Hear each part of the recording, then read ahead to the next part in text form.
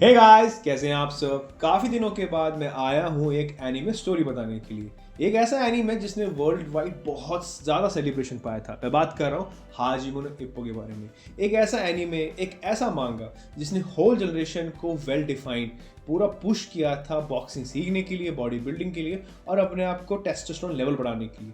ये उस मांगा की मैं बात भी करने जा रहा हूँ जिसका एनीमे 2001 के आसपास आया था और अपने कंप्लीट 3 सीजन के बाद भी वो कंटिन्यू चलता रहा था। जहाँ पर Dragon Ball Z, Dragon Ball, evenly Pokemon, Naruto जैसे बहुत बड़े बड़े फेमस, इवनली बेब्लेड जैसे बड़े बड़े फेमस कार्टून एनीमे उस टाइम पे अपने आप को दबदबा जताते थे।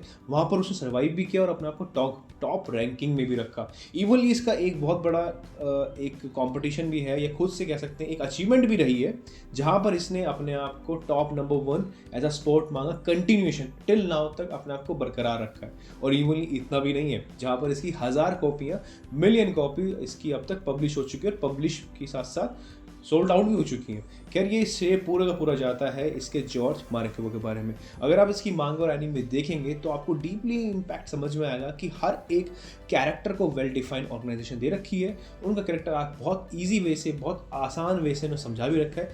तीसरी बात जो कि बहुत ही ज़्यादा स्पोर्ट्स के मांगा में बहुत क्रिटिकल होती है, वो होती है स्पोर्ट्स की टेक्निकलिटी, जहाँ पर इस मांगा के में ये प्लस पॉइंट था, क्योंकि जो इसके राइटर हैं जॉर्ज मारिकोवा, वो एक प्रो रेसलर, प्रो बॉक्सर भी रह चुके हैं। और इवनली आपने जब अपने आप को वो एज अ मांगा कैरेक्टर मांगा से अपने आप को अलग करते हैं, जब वो मांगा नहीं लिख रहे होते तो उन्होंने एक ओसाका के अंदर, जापान के अंदर उन्होंने अपना एक जिम खोला हुआ है, जहाँ पर वो मैच्योर बच्चों को बॉक्सिंग सिखाते भी हैं।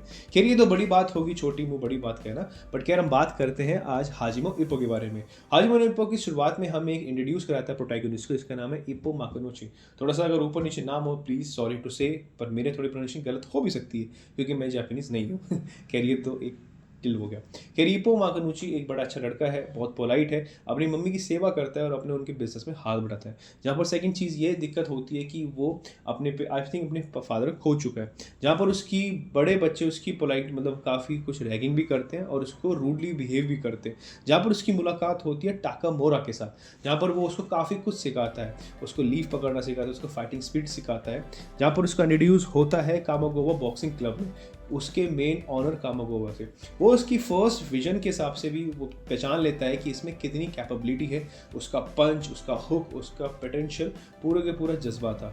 जो सबसे अलग इस कैरेक्टर को हर एक एनीमे से मतलब अलग भी करता है, वो जो इस मांगा में दिखाए कैरेक्टरिस्टिक के सारे जो कैरेक्टरिस्टिक दिखाए गए हैं, उसमें सबसे बड़ी बात हाजिमो इप्पो की ये थी कि वो उसके अंदर फाइटिंग स्पिरिट थी। वो कभी भी हार नहीं मानता है।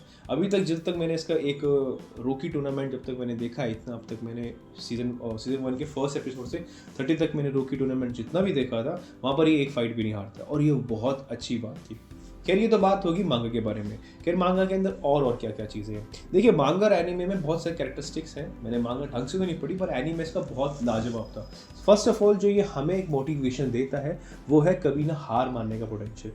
बहुत बार ऐसा हुआ है कि हाजिमो इप्पो के पास काफ़ी सारी दिक्कतें भी आई हैं, कहीं पर उसको स्टांस समझ नहीं आता था, कभी कभार वो टेक्निक्स को लर्न भी नहीं कर पाता था, और इवनली वो कभी कभार अपने आप को फॉरवर्ड रखता था हर एक फाइटिंग स्किल पे।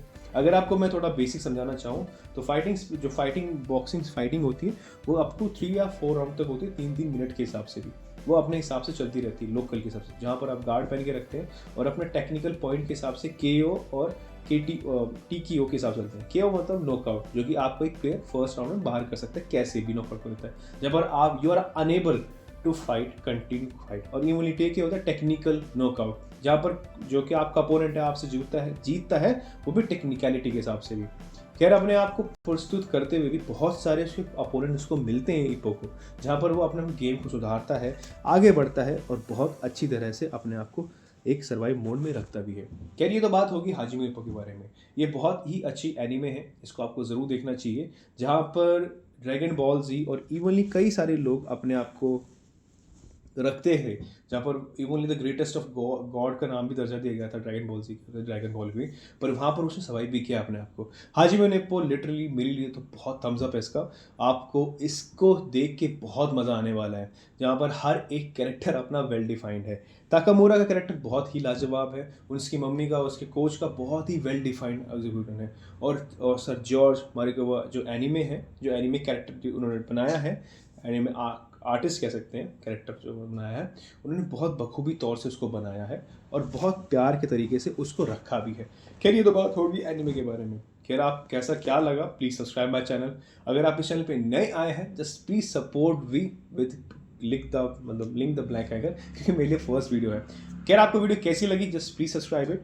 और अगर आप जानना चाहते हैं कि किकी द डिलीवरी कैसे एक फेमस गिबली मूवी इतनी बड़ी ब्लॉकबस्टर कैसे बन पाई जापान के अंदर, तो just like and subscribe, please comment on the playlist, आपको जरूर मिलेगा। Thank you, bye bye, Shaba खैर, बाद में मिलते हैं।